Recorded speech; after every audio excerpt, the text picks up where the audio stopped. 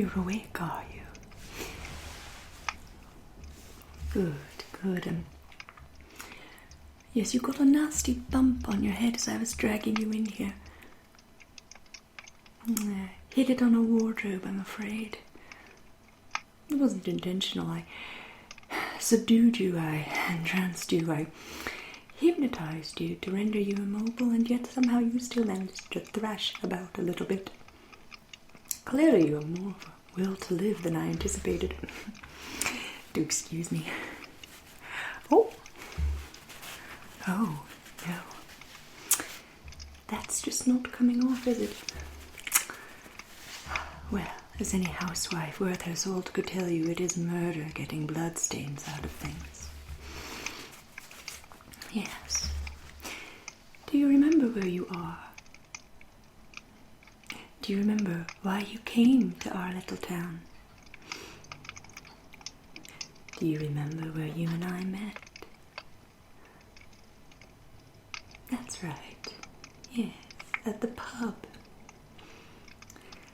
We shared a drink, I read your poem, you regaled me with your explanation of your academic pursuits, something about the folklore of rural Britain, particularly as it pertains to vampires and other not quite living creatures. You were very charming, I will give you that. Unfortunately, as you are no doubt aware, charming doesn't get you far in this little town.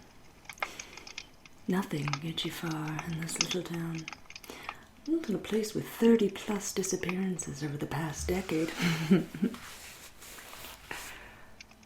Yes, I am solely responsible. Yes, I feel no shame, and I see no point in concealing my involvement. After all, it has extended for nearly 500 years. Yes, you know the story. The mysterious old noble who lived alone on the hill, shunned and feared by all the townsfolk, until one day he took a wife, a young widow, undeniably mortal on her wedding day, later somewhat less so. As time went by, the man became jealous. He locked his poor young wife away, forbid her from seeing her family and her friends. Until one night, as he slept, she got it into her head to free herself from her bondage, and upon the first rays of morning's light, she threw open the curtains and burned her husband to a crisp. Yes, that is me. An incident I am perhaps somewhat unduly proud of. You see, I had a reputation as a meek woman, an easily cowed woman. I say I had that reputation, but no longer. Unfortunately, by the time my husband met his untimely end, I had already been changed. Pay no attention to the squalling of the little creatures outside. They're waiting for scraps, but they're going to have to be patient until I've had my fill first. And speaking of having my fill, I do imagine you know why you've been brought here. Yes, that's right. Yes, it's been ages since I properly fed. Now granted, I have been trying to cut down a little lately, and blood, as few people actually realize, is terribly fattening. But my stomach is rumbling, and I thought it was high time. This is but an appetizer. Some leftover goat's blood I had. It's alright, but it doesn't satiate me the way you're guaranteed to. Thank you in advance for your sacrifice.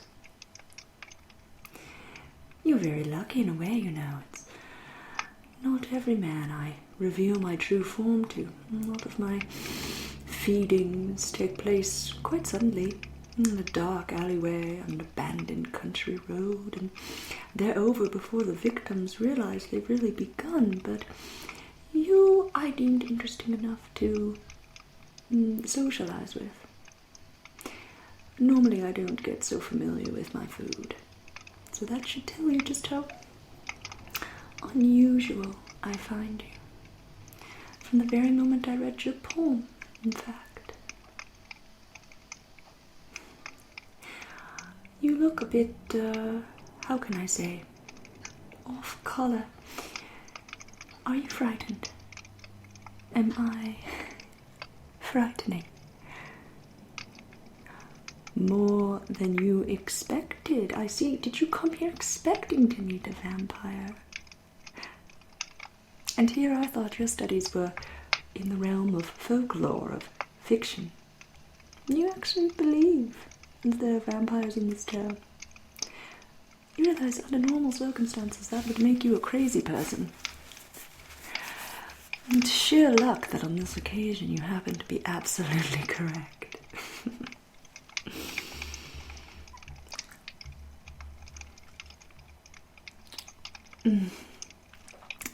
No, that's only making it worse. It's whetting my appetite. I'm sorry. I'm afraid I don't have much longer before I'll need to dispatch you. Yes. But don't worry, it won't hurt. Or I should say it won't hurt for long. It's a bit like if you've ever had an inoculation at the doctor's office. You will feel a little pinch, as the saying goes. But then after that, it will be like falling asleep in a warm bath. The warmth will radiate outward from the puncture point, down through your chest, to your shoulders, into your arms, down deep into your core, where all your deliciously vital internal organs are situated, down through your thighs, into your knees, your legs, your ankles, your feet, and gradually all of these muscles will slacken and begin to relax. And then your eyes will flutter shut, and you will know no more. Well, I certainly can make it hurt if you would prefer, but I like to think that you and I have made a connection. I like to think that by entertaining me for a few brief moments, you've earned yourself a peaceful passing. And since I mention the peculiar fascination you hold for me, before I take care of you, would you mind terribly if I read your poem again? Yes, as I believe we established at the pub, I do have this embarrassing penchant for old-fashioned forms of augury. Oh, thank you. My goodness, so good-natured to the end. Let's see. Yes. There's that tellingly short lifeline I noticed before when we were drinking. I suppose now we know what all that's about, don't we? Yes. Here are the lines that tell me that you are a wanderer.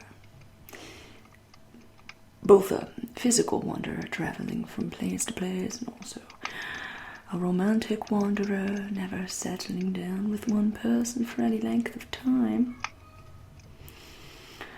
Oh.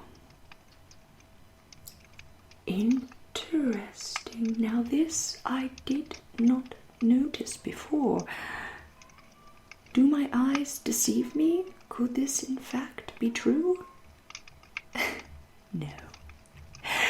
No. This sort of thing only happens in the fairy tales that we vampires tell our children. Surely no such person really exists. Surely you didn't come here with the explicit intention of becoming a vampire. You did not.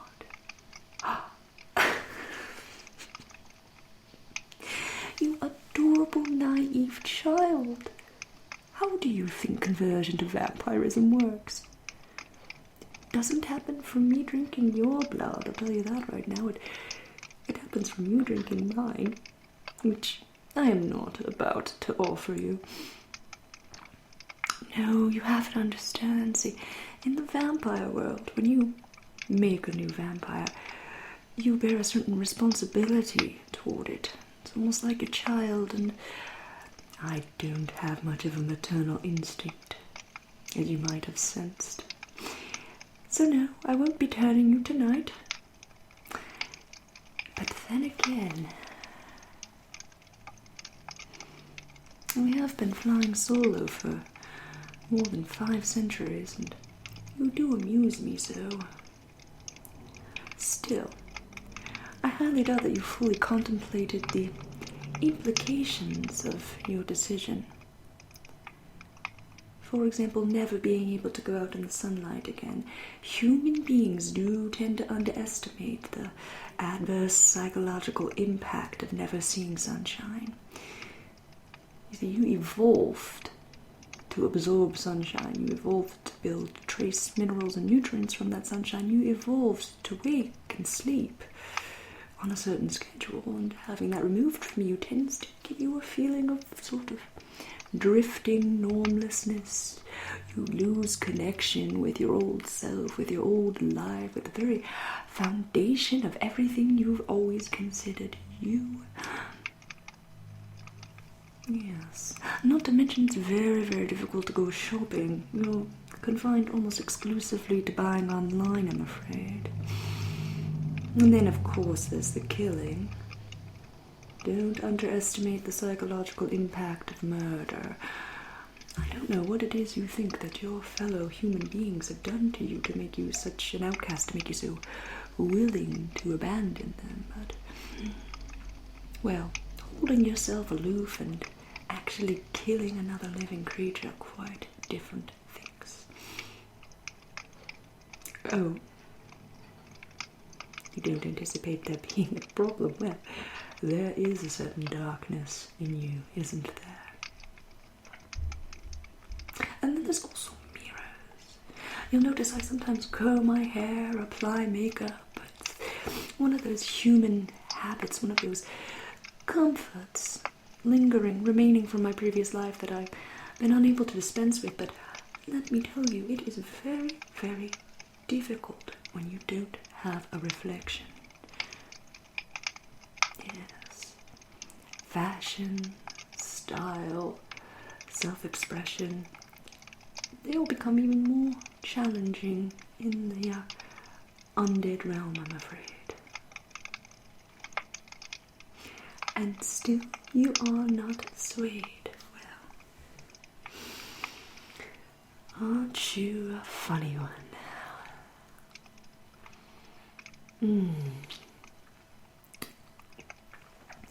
Do you really think you could do it? You realize there's a fairly large percentage of new vampires that self-destruct very shortly after turning. Usually it's a combination of guilt, depression, a crushing sense of loss that comes from being ripped away from everything familiar. They either walk out into the sunlight and self-immolate, they eat human food until their vampire body is so poisoned that it simply rots on the spot. They expose themselves to the villagers and allow themselves to be burned at the stake. It's not uncommon. No, perhaps 6 out of 10 vampires end that way, sooner or later. You're not predisposed to self-destructive tendencies, are you? I won't be held responsible if you wind up ending your afterlife. But if you were somehow to survive the initial horrors of becoming something other than human, what fun you and I could have.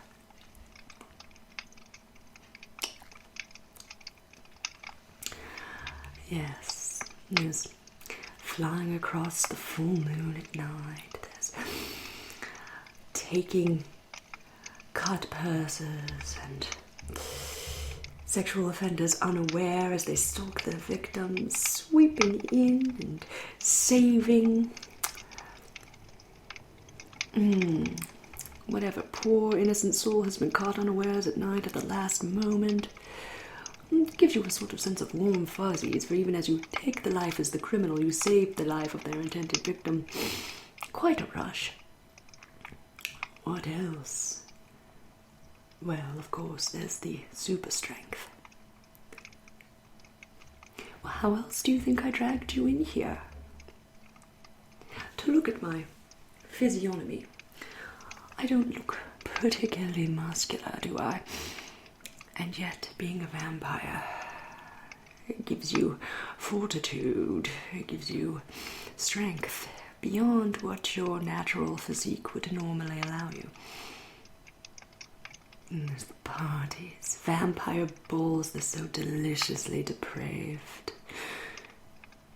And you have the opportunity to meet figures from all across history, thousands of years old, some of them, although they do tend to go somewhat mute and dusty and a bit dried out and flaky after a while. Still, they have stories to tell. What do you say? Are you still interested?